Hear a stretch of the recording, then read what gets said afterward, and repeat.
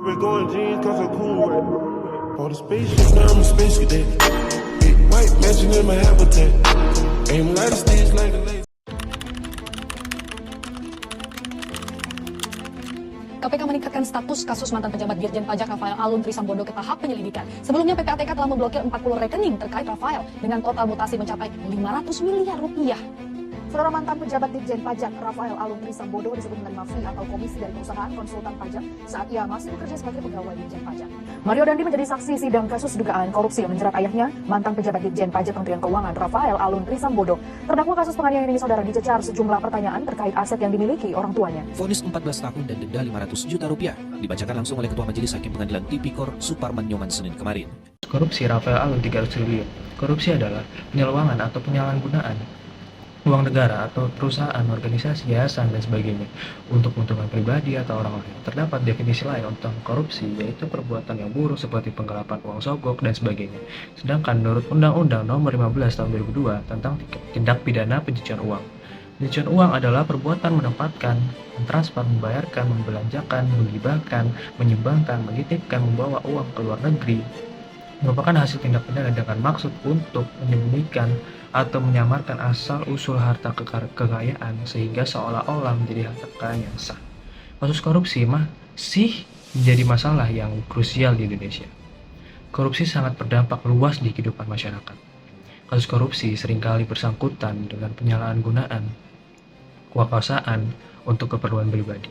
Kasus korupsi ini adalah masalah yang kritis karena dapat menghambat pembangunan kepercayaan masyarakat berkurang hingga merusak citra negara sehingga dapat menciptakan ketidakadilan sosial. Baru-baru ini terjadi korupsi timah besar-besaran senilai 271 triliun oleh suami seorang selebriti terkenal. Tapi dengan terungkapnya kasus ini juga membuka kasus korupsi yang lebih besar di negara ini, yaitu korupsi senilai 3.000 triliun yang dilakukan oleh Rafael Alun. Latar belakang kasus ini disebabkan oleh Mario Dandi yang terlibat kasus penganiayaan dan menampilkan gaya hidup hedonisme di sosial media. Sebuah unggahan di media sosial X menarasikan bahwa kasus korupsi mantan pejabat Kementerian Keuangan Rafael Alun ternyata sebesar 3.000 triliun dan mengalir ke 25 artis untuk kasus pencucian uang hasil rasuah itu. Berikut narasi dalam unggahan tersebut. Gila, korupsi besar-besaran. Setelah heboh korupsi 271 triliun, ternyata ada yang lebih besar lagi yang dikorupsi oleh Rafael Alun, yakni sebesar 3.000 triliun, yang mengalir ke 25 artis pencucian uang. Faktanya, unggahan yang menarasikan Rafael Alun menjadi kasus korupsi terbesar di Indonesia dengan total 3.000 triliun, faktanya tidak ada informasi resmi mengenai narasi tersebut. Jaksa Penuntut Umum atau JPU Komisi Pemberantasan Korupsi atau KPK menyebut Rafael Alun Trisambodo bersama istrinya Ernie Meike Torondek menerima gratifikasi sebesar Rp18.994.806.137 secara bertahap sejak bulan Mei 2022 hingga Maret 2013. Selain itu, Rafael Alun juga disebut melakukan penerimaan lain yang berkaitan dengan jabatannya sebagai PNS di Direktorat Jenderal Pajak Kementerian Keuangan dengan total 47,7 miliar rupiah, 2.098.365 dolar Singapura, 937.900 dolar Amerika Serikat, dan 9.800 euro. Tidak hanya gratifikasi, jaksa meyakini Rafael Alun melakukan TPPU melalui pembelian sejumlah aset berupa tanah, bangunan, hingga mobil. Kini, mantan pejabat Direktorat Jenderal Pajak Kementerian Keuangan Rafael Alun Trisambodo divonis 14 tahun penjara dan denda sebesar 500 juta rupiah, subsidi 3 bulan penjara dalam kasus dugaan gratifikasi dan tindak pidana pencucian uang atau TPPU. 1. Proses penangkapan. Proses penangkapan Rafael Alun Trisambodo tidak disebutkan secara rinci dalam sumber yang diberikan. Namun, dapat disimpulkan bahwa Rafael Alun Trisambodo diduga melakukan korupsi dan telah menjadi sasaran penangkapan karena kejahatan yang dilakukan. Penangkapan ini dilakukan oleh pihak berwenang seperti polisi untuk menghentikan tindakan korupsi dan mengembalikan kepercayaan masyarakat terhadap institusi pajak. Rafael Alun ditangkap setelah diperiksa sebagai tersangka untuk pertama kalinya. Ia mengenakan seragam oranye tahanan KPK, ditahan di Gedung Merah Putih KPK selama 20 hari pertama hingga 22 April 2023. Dalam jumpa pers di Gedung KPK, menurut Ketua Komjen KPK Paul Firly Bahuri pada hari Senin 3 April 2023.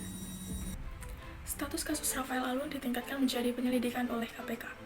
KPK meningkatkan status kasus mantan pejabat Dirjen Pajak Rafael Alun Trisambodo ke tahap penyelidikan. Sebelumnya, PPATK telah memblokir 40 rekening terkait Rafael dengan total mutasi mencapai 500 miliar rupiah. Peningkatan status dilakukan setelah KPK memeriksa Rafael Alun beserta dengan laporan LHKPN miliknya. Namun, juru bicara KPK Ahli Fikri tidak menjelaskan lebih jauh mengenai temuan yang mendasari peningkatan status. KPK beralasan karena itu merupakan bagian dari strategi penanganan perkara penyelidikan di KPK. Maka, secara substansi dari materi, proses permintaan keterangan terhadap yang dibutuhkan, keterangannya tidak kemudian kami publikasikan.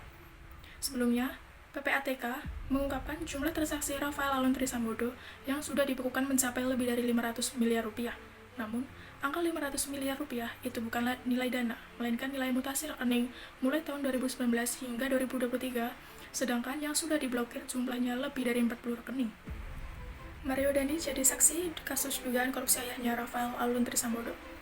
Mario Dandi menjadi saksi sidang kasus dugaan korupsi yang menjerat ayahnya, mantan pejabat Dirjen Pajak Kementerian Keuangan Rafael Alun Trisambodo. Terdakwa kasus penganiayaan ini, saudara, dicecar sejumlah pertanyaan terkait aset yang dimiliki oleh orang tuanya. Mario, sang terdakwa kasus penganiayaan, memenuhi panggilan jaksa yang Persia, hadir untuk menjadi saksi dalam sidang kasus dugaan korupsi yang menjerat ayahnya, mantan pejabat Dirjen Pajak Kementerian Keuangan Rafael Alun Trisambodo. Sebelum memulai persidangan, Mario bertemu dengan sang ayah dan langsung berpelukan. Selanjutnya, sidang kasus korupsi Rafael Alun akan dilanjutkan pekan depan dengan agenda pemeriksaan saksi Abdul. Tindak pidana yang dilakukan oleh Rafael Alun. Rafael Alun mencuat tahun lalu usai terjerat pusaran kasus korupsi. Perbuatan korupsinya menjadi perbincangan publik usai anaknya, Mario Dandi Satrio, viral di kasus penganiayaan. Rafael Alun berurusan dengan KPK hingga akhirnya ditetapkan sebagai tersangka. Dia lalu menjalani persidangan sebagai tersangka gratifikasi dan tindak pidana pencucian uang.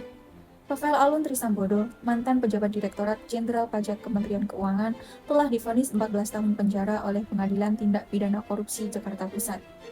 Ia dinyatakan bersalah atas beberapa dakwaan, termasuk menerima gratifikasi dan melakukan tindak pidana pencucian uang. Total gratifikasi yang diterima oleh Rafael mencapai 16,6 miliar rupiah. Selain hukuman penjara, Rafael juga dikenakan denda sebesar 500 juta rupiah dan diwajibkan membayar uang pengganti senilai 10 miliar rupiah.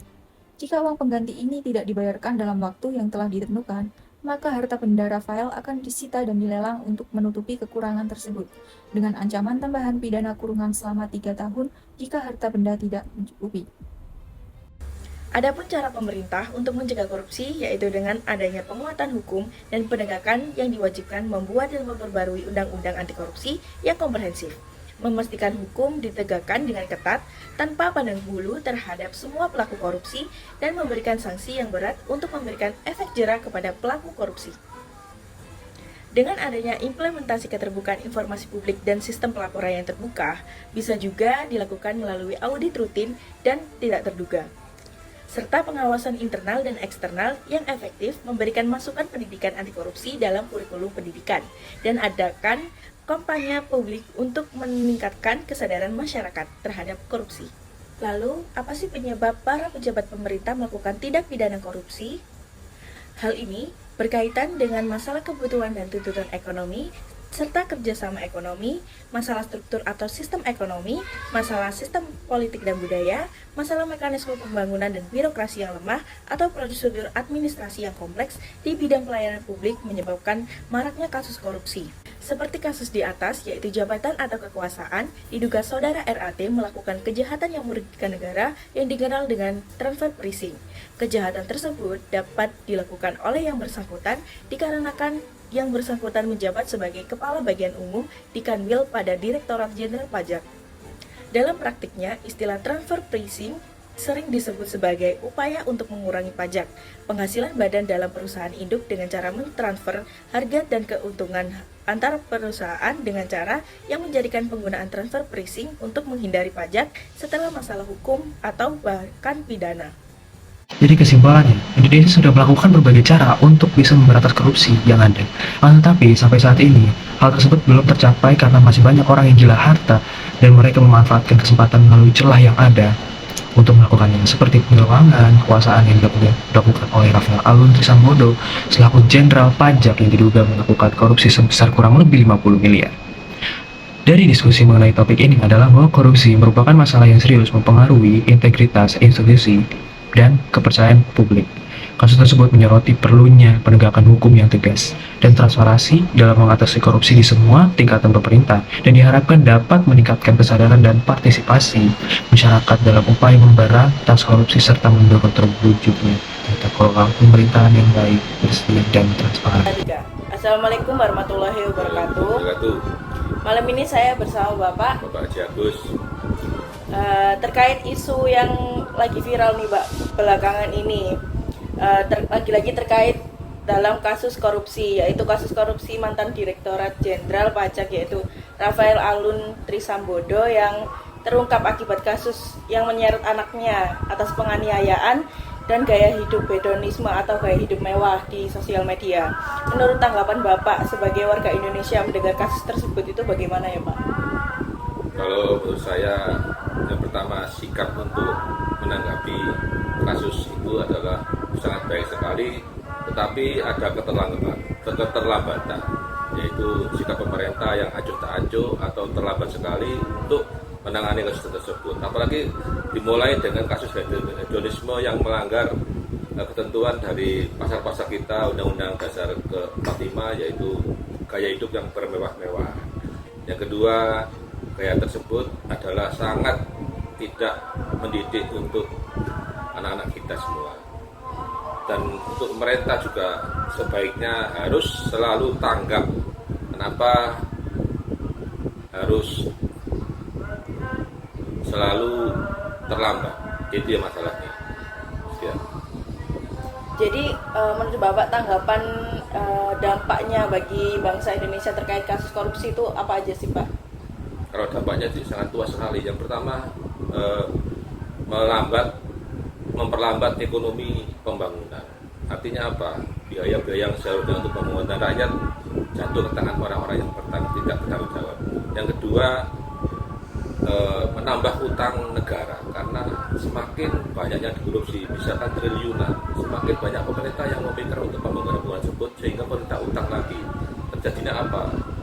Utang semakin banyak, triliunan, dan pemerintah pusat juga sangat berani untuk berutang karena uang tersebut yang selayaknya untuk pembangunan dialihkan ke pencucian uang dan lain-lain untuk kemewahan diri dan cita-cita hedonisme itu juga mempengaruhi. Yang ketiga juga pertumbuhan ekonomi bangsa ini akan terhambat karena negara berkembang seharusnya negara ini menjadi negara maju, bukan berkembang terus sampai puluhan tahun. Akankah Indonesia seperti ini selama ini? Itu menurut saya. Terima kasih Bapak.